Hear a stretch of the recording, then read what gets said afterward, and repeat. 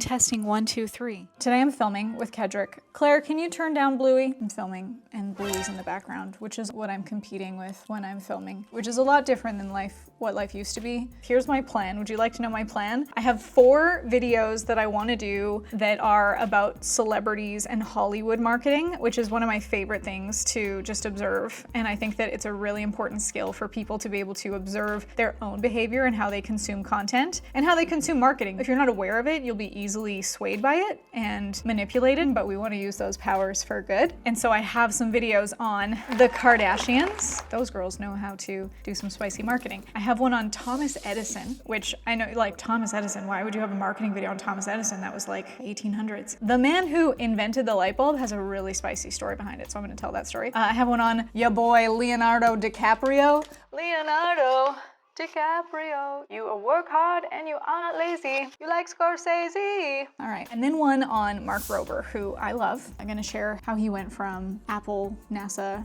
to ridiculously amazing YouTuber. So I have some ideas for content that I want to teach as well. Instead of just doing talking head like this, which is fine, I can just sit here and talk to you and it's almost like as if you were sitting across from me at my desk while I'm planning my filming day, which is actually really great for me because I'm a verbal processor. So I actually think that if I just turned on the camera all the time and talked, we'd probably get some good content out of it, and we do.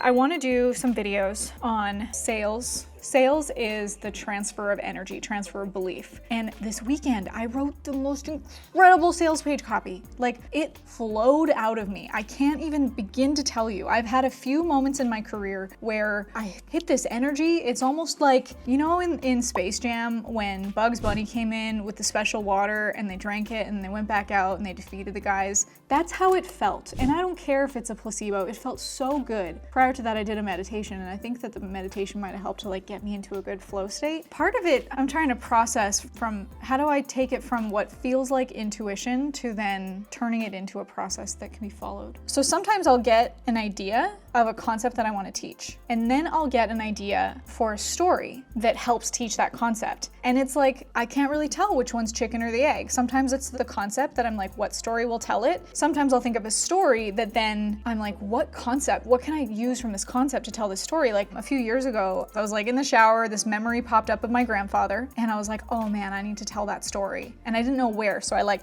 put it into the vault. Then a few days later, I'm on Instagram when I come across a huge influencer, and she's like, you can do anything you set your mind to. Go get them, folks. Get out there, good hustle. It was really soft. And you know what? I'm being a little critical. That message was probably really valuable to someone, and there's content that I put out that I could easily do better. That message is all good, but like, let me show you what would take it to like good, better, best. Sometimes I like to do that when I'm observing content, is I'm like, this is good, what would make it better? If it's like the best, I'm like, what would be like the step down from it so we learn not to do that? So anyway, then let me tell you another way that you could do it. I have this framework, it's called the Elsa framework. Do not let it go. It's really important for you to have this framework for any piece of content that you put out there. And Elsa breaks down into epiphany, lesson, story, application. When I teach this on stage, I like put a picture of myself photoshopped onto Elsa's body. The crowd goes wild. It's fantastic if I do say so myself. So whatever lesson you're trying to teach in your content, you have to wrap it up into a story, or else it comes across as the Charlie Brown teacher, like wah, wah, wah, like no one cares. They tune it out. So what we need to do instead is find the lesson, find the story, and merge them together so that it has a more experiential, memorable impression on the people that are listening to it. So here was mine. Listen to this story. I lived with my grandfather from when he was about age 82, I was about to 26. I don't know if you know what it feels like to spend a lot of time around a grandparent or just someone elderly with so many stories to share. He has so many tender stories. And one of the reasons why I moved in with him was because my grandmother passed away in 2013, and they were together for 58 years. Like, could you imagine living 58 years with the love of your life and then she's gone? You know those stories of couples that when they pass very closely to one another because they truly die of a broken heart? Like, we totally expected that he was going to pass shortly after because his health wasn't the greatest, but also, oh, that man loved his wife, my grandmother, my Baba, Ukrainian, so it was Baba and Guido. When I lived with him, he would sit on the couch next to a picture of her and he would talk to her picture every day. And he would tell people that would come by the house, like the mailman, delivery man, if we ever went to the doctor, he'd tell the nurses, I gotta get home, I gotta see my wife.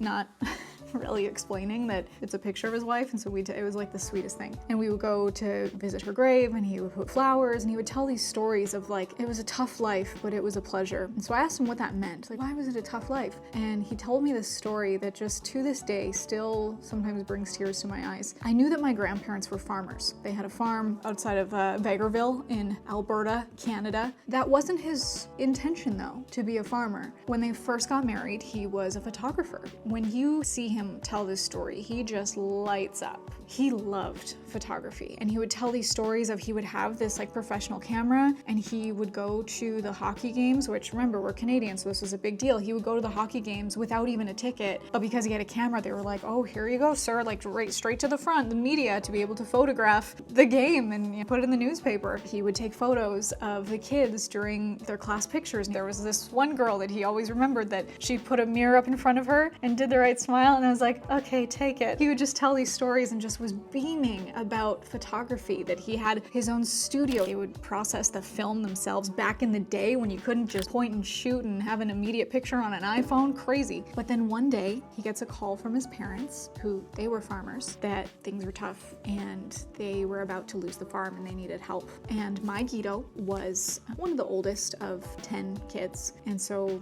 he felt the family obligation to do that. He and his new wife, my grandmother, sold everything that they had, all of his cameras, his home plate studios, and they moved into the other house. There were a couple of houses on the farmland, and they helped his parents, my great-grandparents, save the farm. But they put all their money into it, so they just inherited it, stuck there. And my grandfather would tell these stories of him riding on the tractor in the fields, crying, because that wasn't the life that he wanted. But he was always very grateful, good family man. They ended up having 5 kids on that farm, including my mother, who ended up learning a lot about homesteading and family values. It was a tough life, but it was a pleasure. And the way he spoke about my grandmother was like, she was always beside me and she never complained. She was a good girl. And how beautiful to have a marriage like that, that even though that wasn't the dream, not what they intended to do, they stuck by each other and they made the most of it and they had a beautiful life. But I think about that today, and hopefully you hearing this story, you're thinking about someone in your life that you love, parent or a guardian or an elderly figure in your life. Things were really different back in that time for them. They didn't have the internet and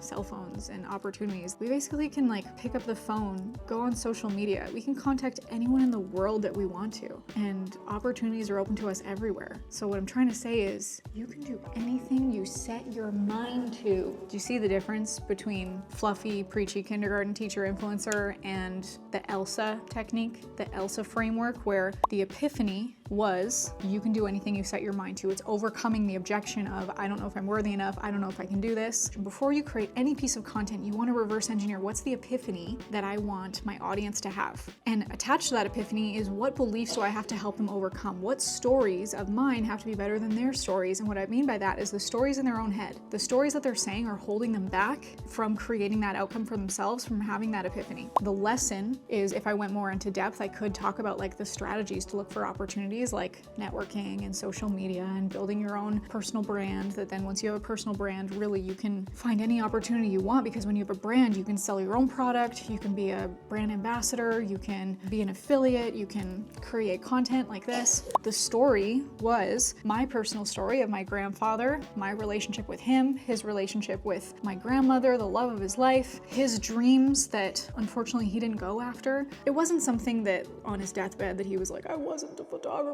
That was my dream back then, and then I created a new dream, and he had a wonderful life with my grandmother, and as he says in his words, it was a tough life, but it was a pleasure. And the A in Elsa is for application, which is what's the next steps that you can take to implement this yourself, whether that's click the link below for this lead magnet or this video training, or book a call with us, or watch this next video that will then tell you more steps to creating any opportunity with your personal brand online. Epiphany, lesson, story, application. That's it. And actually, I have another video on my channel where I talk about Elsa even more in depth, so I'll link that below. Go check that out. But also, if you're someone that you're like, how do I create a personal brand that I can create any opportunity that I want, and that when you do, you know how to use the Elsa framework so that you can do it a lot better than preachy kindergarten teacher, huge influencer that I don't know how she got so big, but it's fine. I just would do it a different way. She's great. But you can click the link below. I have a profit with video book that will give you, it's a 31-day game plan. You follow the game plan every single day. It's absolutely amazing, and it's free. I can't believe we did this for free. Click the link below, get that, and I'll see you on that next video. Woo!